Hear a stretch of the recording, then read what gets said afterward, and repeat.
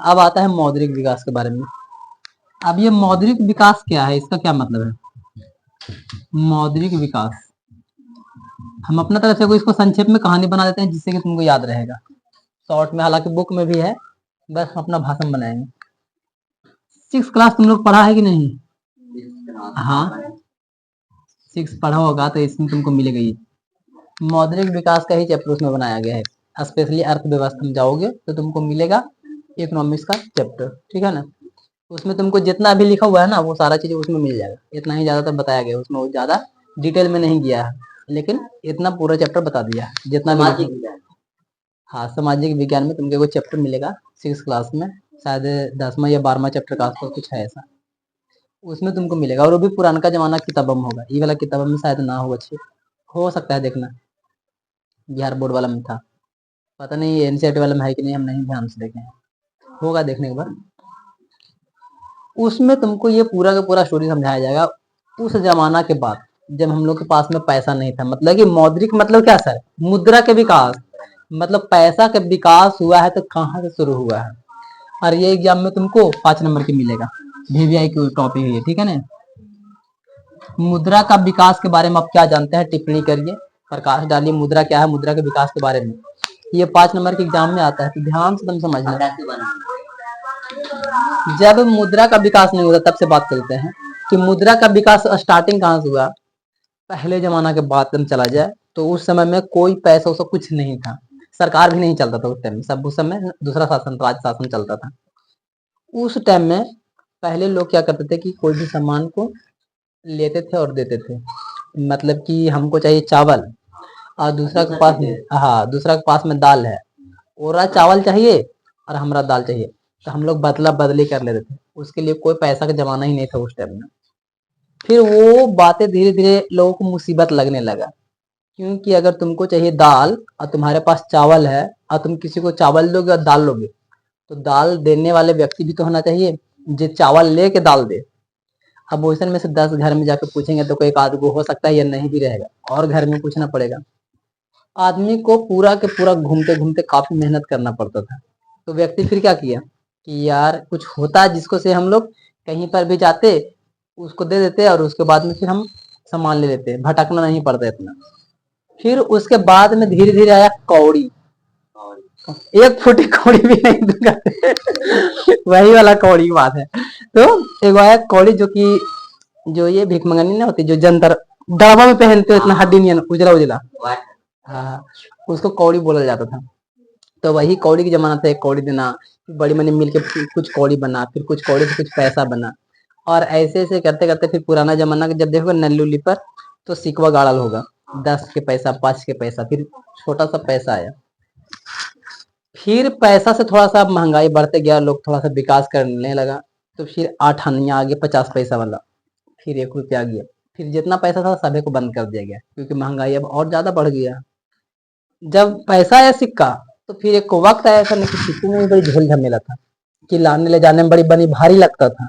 यार यार इतना पॉकेटिया में को हमने 10-20 के 2-4 गो सिक्का रखते तो बड़ी झोल लगत रहता है, अरे यार झन झन कर रहा कखनी से पॉकेट भारी लगत रहता है। बड़ी मैंने अगर 5 की सिक्का दे देता है तो कन्या में की बार बंडल में बांध के तो रख ले यार एक पट्टी पैंट वाला लूज हो जाता देखते देखते नहीं यार इतना मैंने सिक्का रख ले, हाथ में डाले रहेंगे, सिक्का पकड़ ले रहेंगे।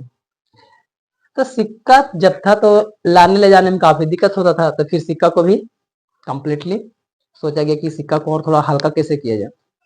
फिर बनाया गया नोट, 1 के नोट, 2 के नोट, 4 के नोट। फिर भी लगा यार कि नोट भी तो जब बड़ी मनी होता है तो रखने में दिक्कत होता है। तब फिर और बड़ा नोट बनाया गया कि 100 के नोट बना दो, 500 के नोट बना दो, 1000 2000 आया था, 2000 चला भी गया, 1000 भी चला गया, 500 पर रुक गया, ठीक है ना। क्योंकि आने वाला टाइम में फिर नोट भी बंद हो जाएगा, फिर से पहले जमाना जैसा हो जाएंगे, लेकिन प्योर पहले जमाना जैसा नहीं होंगे। ये क्या हुआ सर, यहाँ से आते आते धीरे धीरे करके नोट पर आया। अब नोट पर आने के बाद लगने लगा यार कि नोट भी बहुत ले जाना लाना रहता है, तो नोट को भी थोड़ा बढ़ाया, बड़ा किया। लेकिन उसके बाद अब प्रॉब्लम चालू, अब नोट भी लाने ले जाने लगा तो अब लोगों को अरे यार कौन इतना पैसा ले जाता है, चोरी होने का भी डर हो गया है।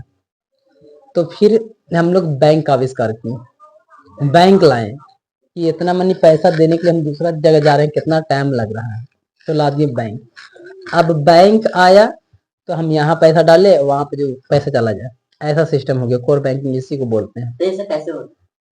पैसा जाता थोड़ी है यहाँ से, बस अमाउंट हम भेजते हैं तो एक लिंक के माध्यम से उसका अकाउंट में शो करता है, अब वो निकाल सकता है, क्योंकि ये पैसा हमको ही दिया है तो हमारे अकाउंट में था तो हम वहाँ भेज देंगे।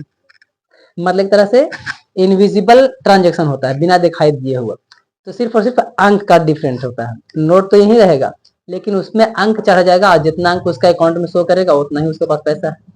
फिर अंक का खेल हो गया। जब बैंक में से यहाँ वहां गया, उस दौरान में भी बैंकों में तुमको कैश मिलेगा, ये चेक मिलेगा, या क्या मिलेगा? तो फिर कैश तो मिलता ही है। उसके बाद और हल्का करने के लिए फिर चेक बुक बनाया गया कि इतना मनी पैसा ले जाने से बेहतर है कि वो ब्लैंक चेक, जितना अमाउंट डालना है डाल लीजिए। अब करोड़ों पैसा लेकर रहे हैं तो एक पेटी से बक्सा में भर के बड़ी मनी लगेगा।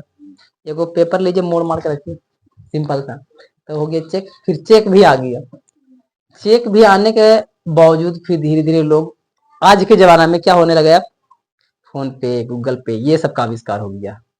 आज ऐसा ही ये सब का आविष्कार हुआ, फिर से नोट माइनस होने लगा। 1000 था, धीरे धीरे नीचे गया, 2000 बना, गायब हो गया, फिर 500 पर रुक गया है। हो सकता है कि आने वाला टाइम में ये 500 भी हो सकता है कम जाए, 100 पर रुक जाए, कोई गारंटी नहीं है।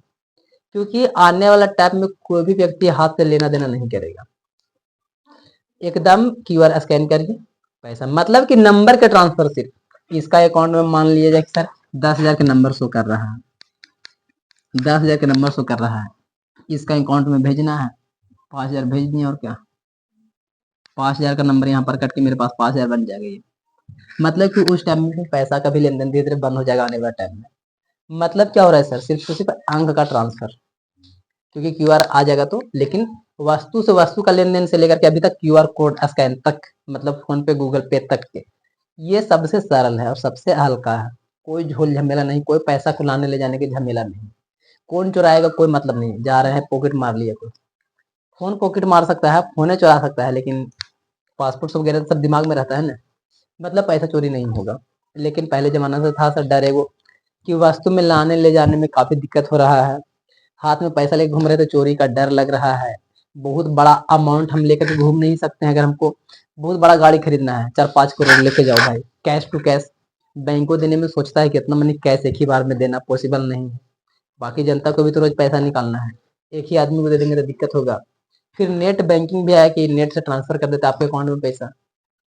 तो फिर ये यूपीआई वाला सबसे ज्यादा सस्ता लगता है। कहीं पर भी जाइए, स्कैन करिए, 1 रुपये डालना है, 1 रुपये डालिए, 2 डालना है, 2 डालिए, मतलब अब नोट का हम लोग को जरूरत भी नहीं पड़ने लगा, स्कैन करिए, पेमेंट कर दीजिए, बात खत्म हो गया है। मतलब ओवरऑल जो हमारा मुद्रा का विकास हुआ है उसमें काफी वक्त लगा है, एकदम पूरा, बहुत ही शुरुआती से आने तक के। और जैसा ही पैसा आया, मुद्रा आया, तो सरकार भी आया। जब तक मुद्रा नहीं था तो सरकार भी नहीं था, क्योंकि मुद्रा को घोषित करने के लिए कोई होना चाहिए जो कहे कि इस पैसा के बदले में तुमको सम्मान दिया जाए। अगर मान लिया जाए कि कोई कागज देते हैं, उसके बदले में कोई हमको पैसा कुछ सामान देता है, तो क्यों देता है? उस नोट का कोई वैल्यू है ना, गवर्नमेंट का सिग्नेचर है, और गवर्नमेंट कहता है कि हम तुमको 20 रुपया अदा करते हैं, पैसा देते हैं, तब उसका वैल्यू है। अगर गवर्नमेंट उसी को कहे चलो 2000 नोट बंद, 2000 नोट बंद, 2000 जब नोट बंद करने के लिए बोलेगा, 20,000 2000 नोट जब बंद करने के लिए बोलेगा, तो जब गवर्नमेंट बोल देने तो आदमी लेने से इनकार कर देगा कि नहीं चला 2000 1000 बंद, 1000 बंद नहीं चलता, पुराना नोट 500 बंद नहीं चलेगा। दोस्तों नहीं बदला, एक टाइमिंग रहता है, सिर्फ और सिर्फ बैंक में जाकर के चेंज कर सकते हैं, या एसबीआई जो होता है ना, रिजर्व बैंक अपने आरबीआई में, वहां तक जा सकते हैं, लेकिन डेट रहता है तभी तक। फिर उसके बाद में आप पहले से कहाँ थे, इतना पैसा कहाँ से रख लेते, फिर कई तरह के सवाल क्रिएट हो जाएगा। तो जब तक डेट रहता है तभी तक चेंज करवाना है, उसके बाद में फिर कोई बैंक ही नहीं लेता है पैसा। ऐसे तो बहुत सारा लोग का ऐसा था कि पैसा रखल रखल सब बेकार हो गया, और अचानक से सब नदी में बह रहा है, 500 पुराना नोट। ऐसे ऐसे बहुत सारा देखने को मिलता है। तो जो 2 नंबरी पैसा तो वो सब उसे रख ले जाता है नुका करके। पैसा बदलाने से यही एक फायदा होता है ना, कि जिसके पास 2 नंबरी पैसा है ना, सब पकड़ा जाता है, चलवे नहीं करेगा, तरक्की क्या करोगे, चाहे बैंक के दो चाहे तो टैक्स भरो, कुछ ना कुछ तुमको बोलना ही पड़ेगा। तो इतना पूरा कॉन्सेप्ट देखो, विकास होने में कितना टाइमिंग लगा होगा, और उस समय जब सरकार आया तो सरकार बोल दिया कि हम इसको इतना पैसा देते हैं, तो इस पैसा का एक वैल्यू है। वही नोट बंद हो जाता है, सरकार कहता है कि नहीं वैल्यू है, कोई वैल्यू नहीं है। पर सीधे सीधी बात यही है, ठीक है। चलिए, तो हम लोग कहाँ से बात कर रहे हैं सर? वस्तु विनिमय। मुद्रा का विकास हुआ कहाँ से? वस्तु विनिमय से शुरू हुआ है। वस्तु विनिमय क्या है सर? कोई भी वस्तु से वस्तु का लेन देन करना, यही प्रणाली वस्तु विनिमय प्रणाली है, ठीक है ना। यही पर जब मुद्रा का विकास नहीं हुआ था तो लोग वस्तु से वस्तु का लेन देन कर अपनी आवश्यकताओं की पूर्ति करते थे। अर्थव्यवस्था की उस अवस्था को हम लोग बोलते थे वस्तु विनिमय प्रणाली। शॉर्टकट में हम क्या याद रखेंगे? वस्तु से वस्तु का लेन देन, बस इतना ही। वस्तु से वस्तु का लेन देन करना वस्तु विनिमय प्रणाली, काम खत्म, ठीक है। मुद्रा की बात की जाए तो मुद्रा एक सामान्य क्रय विक्रय का साधन है। जो कि वस्तु पहले लेन देन करते थे, वही काम आज मुद्रा कर रहा है। तो मुद्रा क्या है सर? तो मुद्रा एक संसाधन है या साधन है जिससे हम कोई वस्तु को खरीद सकते हैं या बेच सकते हैं। बस सिंपल सा लॉजिक, ठीक है। कंप्यूटर क्या है? ये हम लोग भी जानते हैं सर। कंप्यूटर जो आज के जमाना में मनुष्य से भी तेज दिमाग लगा करके काम करता है। आज के युग में मानवीय मस्तिष्क का लगभग सारा काम एक मशीन के द्वारा हो रहा है, वही कंप्यूटर है। हर छोटा छोटा चीज, मोबाइल भी एक तरह के कंप्यूटर ही है, क्योंकि इसमें भी बहुत सारा का हिसाब हम लोग आराम से कर सकते हैं, ठीक है। ये छोटा कंप्यूटर कर सकते हैं, कह सकते हैं। ये कोर बैंकिंग क्या है सर? जब एक व्यक्ति एक स्थान से दूसरे स्थान तक बिना विलंब के बैंक के माध्यम से पैसे का लेन देन करता है, तो बैंक की इस प्रणाली को कोर बैंकिंग, यानी कि जो अभी हम लोग यूज कर रहे हैं, इसको कोर बैंकिंग बोलते हैं। जो मतलब हम कमाते हैं, हाँ, तो हम लोग घर पैसा आ जाता है, पापा कमाए भेजे पैसा आ गया, ये हुआ कोर बैंकिंग। मतलब वहां से पैसा भेजा, हमारे पास में आ गया, कोर बैंकिंग, सिंपल सा बात है। एटीएम, एटीएम के बारे में तो जानते ही हो कि एटीएम क्या है सर? तो पैसा निकालने वाले को मशीन है, ठीक है ना। तो इसका फुल फॉर्म जरूर एग्जाम में आता है कभी कभी, तो इसको ध्यान रखिएगा। ऑटोमेटिक टेलर मशीन, ठीक है ना, एटीएम का फुल फॉर्म होता है। बैंकों के जिस चिन्हित स्थान से हर समय पैसा निकालने की सुविधा होता है, 24 घंटा में 24 घंटे एटीएम को कभी भी पैसा यूज कर सकते हैं। और ये चिन्हित होता है बैंक के द्वारा कि ये इस बैंक का एटीएम है, ये इस बैंक का एटीएम है, ठीक है ना। और कार्ड भी उसमें होता है कि वीजा कार्ड, मास्टर कार्ड, रुपए डेबिट कार्ड। तो उन सब में से जो जो कार्ड लिखा रहेगा एटीएम में, हम उसी कार्ड से सिर्फ पैसा लेन देन कर सकते हैं। तो जस्ट ये एटीएम हो गया। एटीएम के अलावा भी आज डेबिट कार्ड, क्रेडिट कार्ड की सुविधा प्राप्त है। और इसके अलावा भी सर फोन पे, गूगल पे, ये सब मतलब यूपीआई का भी आज के जमाना में वैलिडिटी है, यूपीआई, ठीक है ना। आज के जमाना में यूपीआई भी आ गया है। तो गूगल ये डेबिट कार्ड, क्रेडिट कार्ड के अलावा भी यूपीआई है, गूगल पे, फोन पे, जो भी यूज कर ले सकते हैं हम लोग, वो सारा सारा चीजें, ठीक है ना। अब ये डेबिट कार्ड क्या है, इसको ध्यान से समझना, ठीक है ना। डेबिट कार्ड और क्रेडिट कार्ड। डेबिट कार्ड किसे कहते हैं? कोई भी व्यक्ति के अकाउंट में जितना पैसा है, आप उतने का यूज कर सकते हैं जिस कार्ड के माध्यम से। मतलब एक कार्ड होता है जिसको हम लोग बोलते हैं एटीएम कार्ड, ठीक है ना। डेबिट कार्ड, क्रेडिट कार्ड को एटीएम कार्ड भी बोलते हैं, ठीक है ना। एटीएम कार्ड मतलब एटीएम मशीन में हम कौन लगाएंगे सर? चाहे ये वाला कार्डवा लगाएंगे, चाहे ये, दोनों कार्डवा एक ही रहता है। लेकिन सिर्फ इसका और इसका में डिफरेंट ये रहता है कि डेबिट कार्ड आपको तब मिलता है जब आपके अकाउंट में पैसा रहता है, और जितना पैसा है आप उतना से ज्यादा उसमें से निकाल नहीं सकते हैं। 1 रुपया भी कम रहेगा तो पैसा नहीं निकलेगा। 500 में 499 नहीं देगा, 499 ही देगा। हालांकि लिमिट एटीएम में 500 तक होता है। 500 से ऊपर के निकालिए, 500 से नीचे नहीं निकालिए, उसके नीचे निकालेगा ही नहीं, ठीक है ना। 500 से ऊपर का ही निकालना होता है। तो 499 रहेगा तो नहीं निकलेगा पैसा। मतलब क्या है कि डेबिट कार्ड कहता है कि अगर आपके अकाउंट में पैसा जितना है उतना ही निकालेंगे, उससे ज्यादा कम रहेगा तो नहीं निकालेंगे, ज्यादा रहेगा तो कम निकाल सकते हैं। 10,000 है, 2,000, 4,000 निकाल सकते हैं। 10,000 है, हम 20,000 नहीं निकाल सकते हैं। ये है डेबिट कार्ड, ठीक है ना। लेकिन क्रेडिट कार्ड थोड़ा अलग है। क्रेडिट कार्ड एक बैलेंस देता है बैंक ही कि इतना पैसा तक आप निकाल सकते हैं, मनमौजी, जहां मर्जी वहां निकालिए, कोई दिक्कत नहीं। आपके बैंक में पैसा रहे नहीं रहे, निकालिए जितना। मतलब कि जब हम लोग क्रेडिट कार्ड लेंगे तो बैंक में जो भी फॉर्म वगैरह होगा फिल कर देंगे कि हमको मैक्सिमम 2 लाख, 3 लाख, 4 लाख तक हम निकाल सकते हैं इस क्रेडिट कार्ड से। हाँ, तो क्रेडिट कार्ड में क्या होता है कि लिमिट उसमें बैंक सेट कर देगा कि आप इतना निकाल सकते हैं इससे। तो क्रेडिट कार्ड से एक बार स्वैप किया, 2 लाख, 5 लाख, 6 लाख, जितना को लिमिट सेट कर ले था बैंक के हिसाब से उतना ही। अनथाही बैंक देगा नहीं, पहले तुम्हारा सिविल चेक करेगा कि तुम्हारा क्या कारोबार है, तुम क्या करते हो, तुमको पास कितना पैसा है।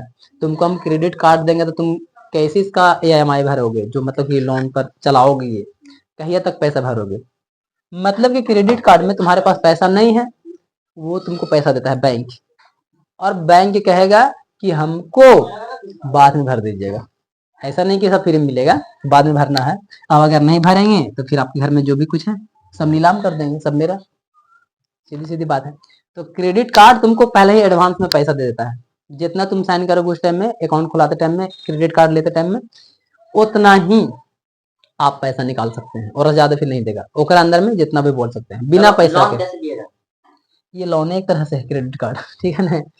ये भाई ये क्रेडिट कार्ड वही है कि आप एक बार जब बोल दिए तो बैंक मोरा से बीच में कितना पैसा निकाल सकते हैं, 1 महीने के लिए, 2 महीने के लिए, 3 महीने के लिए, उतना दिन में फिर पैसा को भर दीजिए। जब ये वाला डेबिट कार्ड क्रेडिट कार्ड का यूज करेंगे तो इसमें कोई भी आपको ये ब्याज नहीं मिलता है। या इसको अकाउंट भी समझ लीजिए, क्रेडिट मतलब क्रेडिट अकाउंट और सेविंग अकाउंट, ठीक है ना। और डेबिट कार्ड में क्या होता है कि सेविंग अकाउंट में ही डेबिट कार्ड मिलता है, इसमें सूद बढ़ता है, इसमें कोई सूद नहीं मिलेगा, इसमें सूद मिलेगा, ठीक है ना। सेविंग अकाउंट से ही डेबिट कार्ड मिलता है, डेबिट कार्ड। और क्रेडिट अकाउंट, क्रेडिट कार्ड मिल जाता है, एरो में भी मिल सकता है, लेकिन लोग लेता नहीं है। और बैंक देने से पहले तुमको चेक करेगा कि तुम्हारे पास कितना क्षमता है। 50,000 तक चुकाने की क्षमता है, क्रेडिट कार्ड रखिए, 40-50,000 बिना पैसा रहते भर में भी निकाल सकते हैं।